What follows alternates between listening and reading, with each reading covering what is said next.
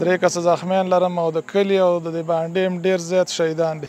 108 شهیدان موږ ورکړي دي د لچک د کلي. کورونه نشته دي، کورونه هم رالوېدلي دي، مال حال تباه شوی دی. زه خپلې کورنۍ نه هم شهیدان لرم هم زخمیان لرم.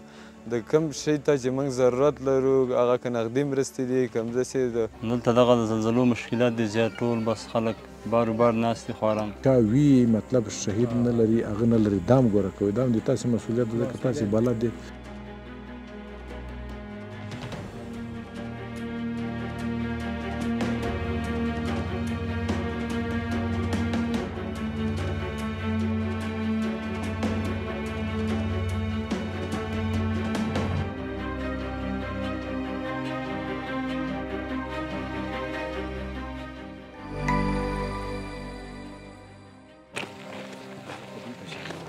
د کونړ امنیه قمندان د څوکۍ ولسوالۍ د دیوګل درې له هغو کمپونو څخه لیدنه وکړه چې د وروستیو زلزلو له امله زیانمن شوي او له هغوی سره د حکومت او مرستندویو ادارو له لوري د لا زیاتو مرستو ژمنه وکړه.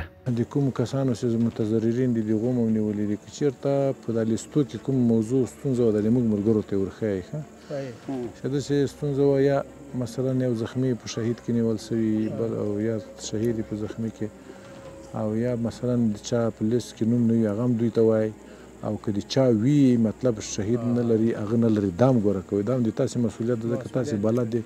اگر که موږ خپل کوشش کړی ده که چېرته اوس داسې وي چې دغه بېنظمي ګوره تاسې ته هم بیا یو شی نه رسېږي چې نظم یې مطلب دا بېنظمي خو ښه نه ده او بېنظمي ښه نه ده. پردی رزق هم ښه نه دی چې څوک دې خوري که نه. د کونړ ولایت د څوکۍ ولسوالۍ د دیوګل درې او اړوندو سیمو اوسېدونکي لا هم د زلزلې له پرله پسې ټکانونو سره مخ دي. دا ټکانونه نه یوازې د خلکو کورونه او استوګنځي زیانمن کړي بلکې د دوی په رواني حالت یې هم ژور اغېز کړی او د ارام ژوند څخه یې بې برخې کړي دي.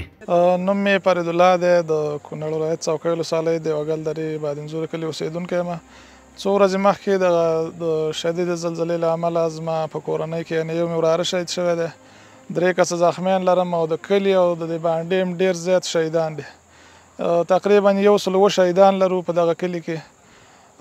د امارت اسلامي د مشرانو نه د کشرانو نه د عسکرو نه ټولو نه نړۍ مننه کوو، یعنې موږ ته په وخت باندې رسیدګي کړې د شپې د ورځې یعنې دغه مجاهد. زه د څوکۍ ولسوالۍ د دیوګل درې د بادینزو د کلي څپر اوسېدونکی یم.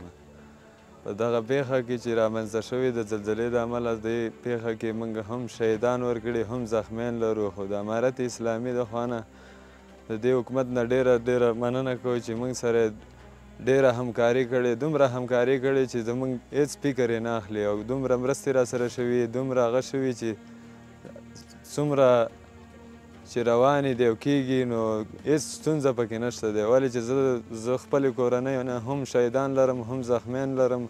د کوم شي ته چې موږ ضرورت لرو هغه که نغدي مرستې دي که همداسې د خوراکي توکي دي، د هر څه مرستې موږ سره تر اوسه شوي دي او نور روانې دي، خو په صحیح توګه روانې دي، په صحیح توګه ترسره کېږي. کله زلزله شوله زموږ خپله مخلونه داسې شوي دي چې چا خبره ډېر دردېدلي، لکه 12 بجې وې دا ټکان چې وشو بره زه خپله بانډه کې وم، نو چې دا زلزله وشوله ما سره تقریبا د خورۍ زوی مې و، یو مې خوری و، دغه مینه داسې په منځ وچاودله، دا د خورۍ زوی مې دې خوا لاړ شهید شو بیچاره، او ما او دا خورۍ چې مې و بس موږ الله تعالی بچ پاتې کړو. بیا زه راولیدو لکه یو ځای نه م راټوپ کړو راوغورځېد، زه خپله زخمي یم او نو بس زلزله به ټول بس کورونه د بې ختلي چا باندې همداسې راولېدلي په کټونو کې ماشومان خواران 12 کسه 11 کسه 9 کسه 8 کسه 3 کسه، لکه د هر کور دا شهیدان شوي 103 که 105 شهیدان دي لکه د زموږ د ساحې او نورې دغسې نورو درو کې د زلزلې ډېر زیات شدت و، ځکه چې اول دغسې له جړق سره بس ټولې مینې بس راپرېوتلې دي خلکو. ځایي اوسېدونکي وایي چې د زلزلې له امله له خپلو اصلي مینو څخه بې ځای شوي.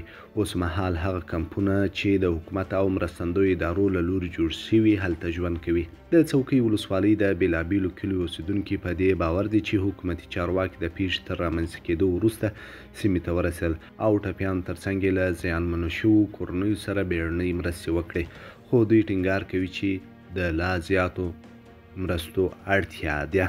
د څوکۍ ولسوالۍ د بېلابېلو کلیو اوسېدونکي وایي چې حکومتي چارواکي د پیښې تر رامنځته کېدو وروسته سیمې ته ورسېدل. د شهیدانو او ټپیانو ترڅنګ یې له زیانمنو شویو کورنیو سره بیړنۍ مرستې وکړې، خو دوی ټینګار کوي چې لا زیاتو مرستو ته اړتیا لري.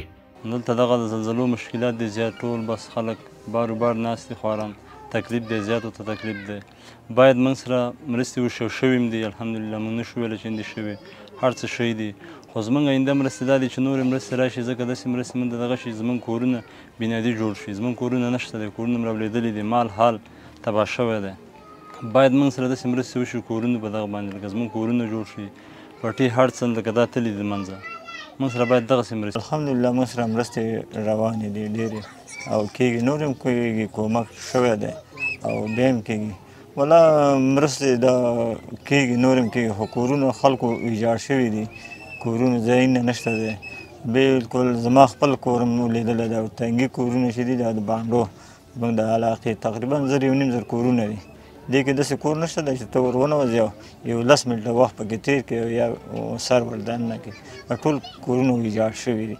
د سیمې اوسېدونکي د حکومت او مرستندویو ادارو له ترسره شوو مرستو او هڅو مننه کوي، خو په ټینګار سره له دوی غواړي چې د بې ځایه شوو او زیانمنو شوو کورنیو لپاره دوامدارې مرستې برابرې کړي او دوی ته دې د استوګنې ځایونه جوړ کړي. موږ داسې دغه غواړو چې سرپناه موږ له لاندې د واره کې راکړي، نو غرونه د بیرمن روان دی، بیا هم خو بیا هم وژني، بیا هم دغه کوي دی، لکه څومره موږ څومره شهیدان ورکړي دي، هغه نه 2 برخې بیرمن دغه کوي. زلزله خو موږ ولاړ نه، بیا زلزله روانه زلزله ده. کورونه مړه شوي دغه خیمو کې ناست دي، ماشومان دي، زنانه دي، ټول دغه خیمو کې ناست دي او کومه دغه شوي ده هغه ټوله موږ ته رسېدله. کوم چا چې کوم کومک کړی دی الله ډېر ښه ورسره وکړي، ډوډۍ کړې ده، که بل یې کړی ده، که بل یې کړی ده، دا موږ ته رسېدلی ده. او د دې نه وروسته موږ د سرپناه غواړو چې هغه په واره کې په داسې ځای کې چې دغه نه بچي، د کمر نه بچي، د غرونو نه بچي، لکه فصلونه هم خراب شوي دي، ځمکې هم خراب شوي دي، ولې هم خراب شوي دي، چینې هم خراب شوي دي، زراعت کوم څه چې دی هغه ټول له منځه تللي دي. زلزلې اوس هم شته دی، ټکانونه کېږي، ورځ کې 4 دانې 5 دانې 2 دانې داسې ورځ راشي چې لغتار هم داسې 9-10 پورې رسېږي. نو سهار راشي 2 دانې شوي دي، نور نه دي شوي. فکر خو وروره ډېر راته خراب کړی دی. څه وخت چې اول زلزله وشوله د هر سړي نه وارو پار خطا شوی چې کوم اصلاح شوم او کوم اصلاح نه شوم، ټول یې داسې یو توره شپه ساده کړې وه. د خلکو وجودونو دغه بدن کار یې نه کوي چې خپل ځان غاړې ته کړي. هر سړی په خپل ځان و چې زه خپل ماشوم بچ کړم یا خپل ورور بچ کړم یا خپل تریزی بچ کړم.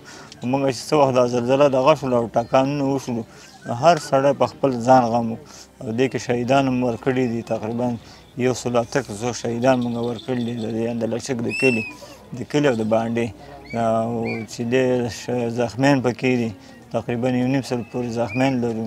او نور ورور هم دغسې مال چې دی نو مال خو به په زرهاو باندې مال ورکړی دی د لاسه، پټي هم ورکړي دي، کوټې هم ورکړي دي د لاسه، ویلې هم د لاسه ورکړي دي. بس همدا تاسو مې نه شو په دې خیمو کې هغه موږ سره حکومت دا یوه مرسته کړې، یو کیمې راته اساس کړی دی او په دې کې مړولي دي. په سیمه کې د کونړ د امنیه قمندانۍ مسؤلین هم تاییدوي چې د زلزلې ټکانونه لا هم دوام لري او ګڼ شمېر کورنۍ امن سیمو ته انتقال کړي دي. د دیوګل لري خو ټولو متضررینو ته الحمدلله رسیدګي سوې ده. کوم خلک چې په هغه سخته جغرافیه کې پراته وو، رسیدګي ورته سخته وه، هغه راکوز سوي، دلته کمپونه ورته جوړ سوي. 2 کمپه دلته دي او یو کم دغه د اندرلچک په ساحه کې ده او پاتې سو په چلاس کې هم موږ کمپ لرو، هلته 2 دانې دي.